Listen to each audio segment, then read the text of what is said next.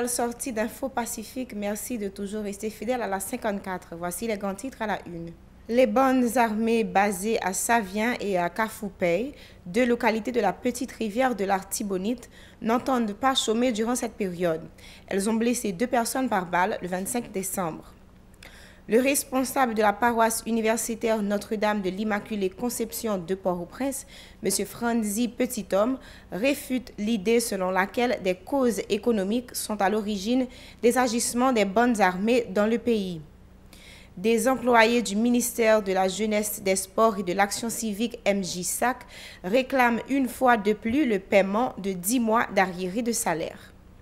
La structure baptisée Unité des forces sociales, Unifoch, David Kossi demeure convaincu que le chef de l'État est prêt à dialoguer avec les différents acteurs en vue de résoudre la crise.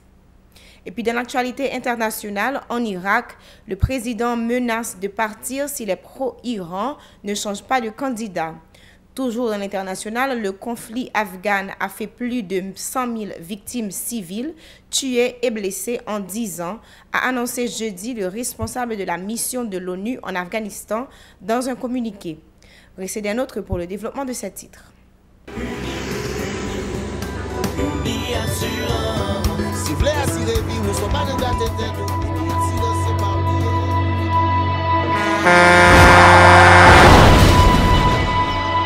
En général, moun pa reme pran assurance.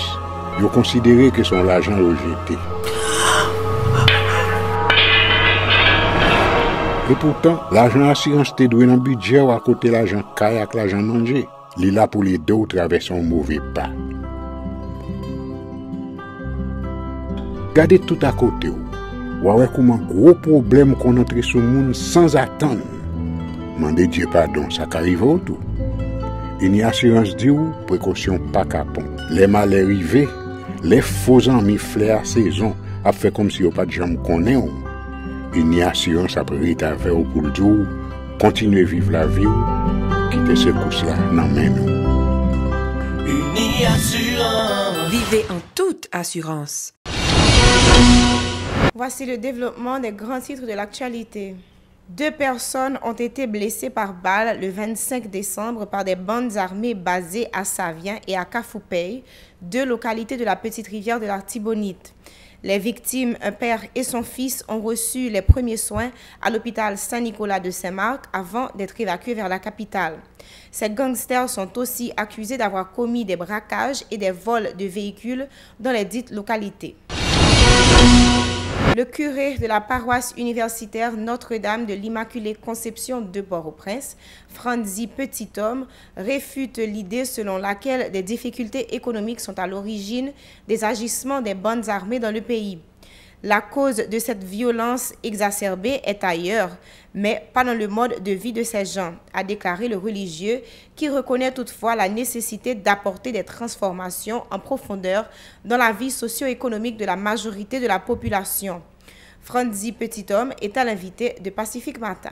Donc nous ne pouvons pas prendre une logique pour nous là, qui a essayé de créer une certaine rationalité à un banditisme, qui montre que parce que Kassi a pas tel bagaille, parce que Mbagi Kopna même moi prends ça m'a volé ça balade et non pas rentrer là-dedans tout.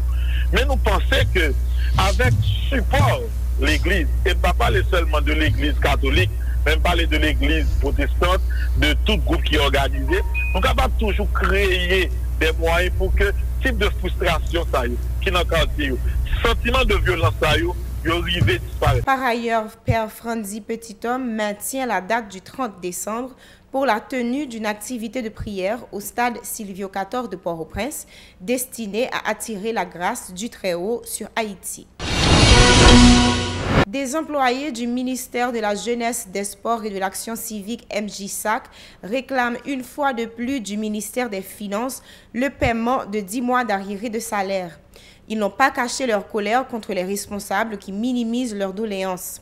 Ces agents souhaitent qu'ils soient soulagés avant la fête de fin d'année afin de pouvoir s'acquitter de leurs obligations familiales. Jean-Pierre Jean Marcel, secrétaire général adjoint du syndicat des employés du MJSAC, au micro de Moïse Saint-Éloi et de Jose Philippe François. Tout le ministère connaît que le groupe employé qui est les contractuels là, Gagné plusieurs mois depuis qu'ils n'ont pas touché. Et puis malgré ça, aucun effort pas fait pour joindre salaire. Face à cette situation, le syndicat a fait des marches sous des marches au niveau responsable ministère, Nad Marinade. Yon seule parole. Les démarches sont en cours au niveau du ministère des Finances. Parole ça a dit depuis plus passé l'année. Nous bouquet. Est-ce que c'est incompétence ou soit insouciance responsable MJ Sakyo qui l'a? Tout le monde connaît tout. Dans la période fête fin d'année, c'est le moment côté tout le monde besoin d'argent pour prendre soin de tête avec la famille. Et puis, faire geste à quelques autres monde. Pourtant, employé contractuel MJ Sakyo gagne 4, 8 à 12 mois depuis qu'il n'a pas touché. Il n'a pas connaît qui c'est pour relayer encore. Pression famille, pression dette, fait presque abandonner la caille. C'est peut-être ça. Syndicat MJ Sakyo a demandé lancer un piga par l'autorité ministère pour être capable de démêler tant que M. Jean-Jacques, de chercher bon gens moyen qui est capable de permettre aux employés contractuels ministère de passer fête fin d'année avec l'argent dans la poche et puis dans le content. Par ailleurs, le syndicaliste exige des lettres de nomination pour plusieurs de leurs collègues après avoir passé 10 ans comme contractuels au sein du MJ-SAC. Les syndicalistes Jean-Pierre Jean-Marcel et Jean-Victor Pierre-Louis, toujours au micro de Moïse Saint-Éloi et de Joseph-Philippe François. Nous avons profité de demander l'autre fois à l'autorité MJ Sakyo pour faire presser nomination pour contractuel qui est plus passé 10 années dans la boîte là et qui travaille vraiment vrai. Nous avons signalé que le syndicat a entendu déjà avec le ministre Edwin sur le dossier ça. Malheureusement, journée aujourd'hui, rien pas fait. Il est important pour la situation ça régulariser parce qu'il n'est pas possible pour employer ça à vivre à une caisse sauter chaque fin d'année fiscale. Concrètement maintenant, durée c'est 1 an. Il commence le 1er octobre, il finit 30 septembre. Jeudi, c'est 27 décembre. Il est supposé signer un contrat pour l'année fiscale 2019-2020. Jusqu'à présent, je parle avec nous là, pour que le contractuel en dedans ministère signe un contrat. Ça, c'est un problème. Parce que ça crée un peu d'inquiétude. Parce que c'est maman petit tué, c'est papa petit tué. Donc, nous, qu'à imaginer nous, dans quelle situation nous sommes. Donc, ça, c'est une raison qui fait que je ne dis là, nous avons confiance ça. On attire attention à l'État, attention aux responsables ministères à ce problème. Ça.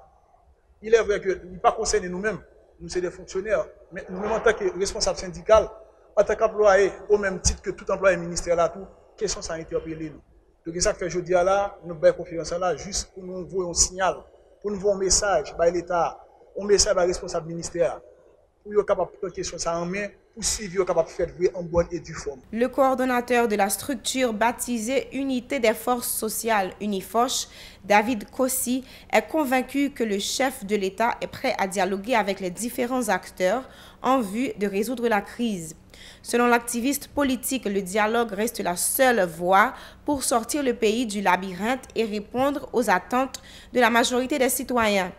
David Kossi, au micro de Johanna Faustin et de Joseph-Philippe François, lors d'une distribution de cadeaux à des dizaines d'enfants à Port-au-Prince. Jeudi, nous venons dire avec les parlementaires, tenez bien, l'enfer dans le ciel là, l'enfer sous la terre lié. Et nous disons, président Jovenel, deuxième semaine de janvier, nous supposons écraser vieux comme ça, surtout scénario. Parce que monsieur ça va rien. Chaque gouvernement monté, les deux ministres, nous avons écrasé toute caisse d'État. Nous consommons si monde qui sortent partout. Si nous avons comme l'administration d'État, je dis qu'il n'y a pas 10 000 si monde jouent. Mais par rapport, par l'argent, monsieur parlementaire, il a rançonné tout l'argent qui sorti dans le trésor public. Maintenant, on fait une conférence de presse pour nous dire, avec sénateur, messieurs, dames, moi pas bon Dieu, mais l'on rançonne une population haïtienne comme ça. Quelqu'un qui va mourir avec sa l'histoire. Quelqu'un qui va mourir avec cancer dans le trip parce que vous mangez l'argent. Population haïtienne. Nous avons profité pour nous dire avec l'opposition. Nous avons annoncé après la deuxième semaine de janvier, où va écraser le pays. Non, nous nous disons à ce que deuxième semaine de janvier, le 7 janvier, faut si nous sommes capables à l'école.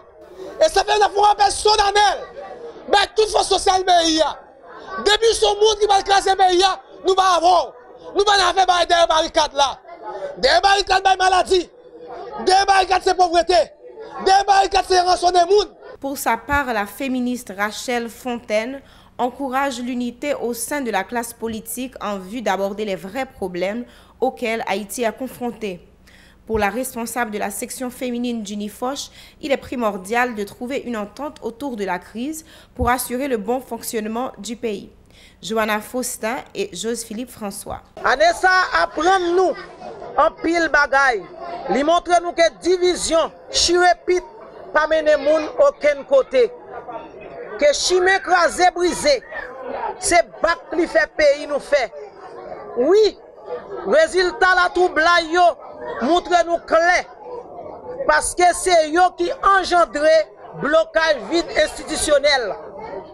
Si moun bak à l'école, machin bak à fonctionner, business obligé fermer porte et la trier. Alors, n'a profité pour nous faire appel, pour nous dire, c'est union qui fait jour nous étions une grosse nation. C'est notre unité qui te permet nous combattre colons pour nous prendre indépendance. Venez-nous pour fin d'année ça, nous demandé tout haïtien, tout petit pays pour mettre force ensemble pour nous mettre Haïti chéri nous en campé. Jodi a, n'a profité petit coulier pour nous faire distribution à Timoun nou yo. Parce que nous connaissons Timoun yo qui a venu pays. Timoun jodi, grand moun demain. Dans l'actualité internationale, la crise politique n'en finit plus en Irak. Ce jeudi, place Tahrir à Bagdad, des manifestants sont venus scander leur opposition à Assad al-Haïdani, gouverneur de Bassora et candidat au poste de Premier ministre. Ces manifestants l'accusent, lui et son parti, d'être des agents de l'Iran. En tant que candidat de la plus grande coalition au Parlement, Assad al-Haïdani devrait être nommé Premier ministre selon la constitution irakienne. Mais le président Bahram Saleh refuse et s'est même dit prêt à démissionner dans une lettre envoyée au Parlement. Alors qu'Assad al-Haïdani est soutenu par les paramilitaires pro-Iran, le président irakien s'affiche en garant de l'intégrité et de l'indépendance du pays. Le président n'a constitutionnellement pas le droit de s'opposer, donc j'annonce que je suis prêt à démissionner devant le Parlement, menace le chef d'État irakien.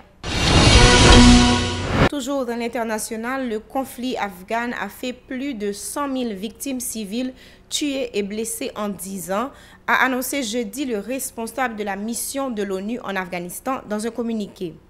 La guerre en Afghanistan continue à prélever un épouvantable tribut chez les civils, a dit Tadamichi Yamamoto, sur fond de poursuite du conflit entre les talibans et le gouvernement afghan, soutenu par les forces américaines. La mission onusienne, qui n'a pas fourni de précision sur ce chiffre, fait un comptage systématique des victimes civiles depuis 2009. Elle publie des rapports trimestriels détaillés sur le sujet. Elle avait annoncé à la mi-octobre qu'un record avait été établi au troisième trimestre de 2019 avec 1174 civils tués et 3139 blessés. Le journal touche à sa fin. Merci de nous avoir suivis. Vous pouvez également nous suivre sur les réseaux sociaux, sur Facebook, sur Twitter, sur Instagram ou sur YouTube. Si vous êtes à Nassau, Bahamas, suivez-nous sur Rev TV, chaîne 384. Vous pouvez télécharger l'application Radio Télépacifique si vous avez un smartphone ou visiter notre site web au www.radiotélépacifique.com. Restez branchés la 54 pour la suite de la programmation.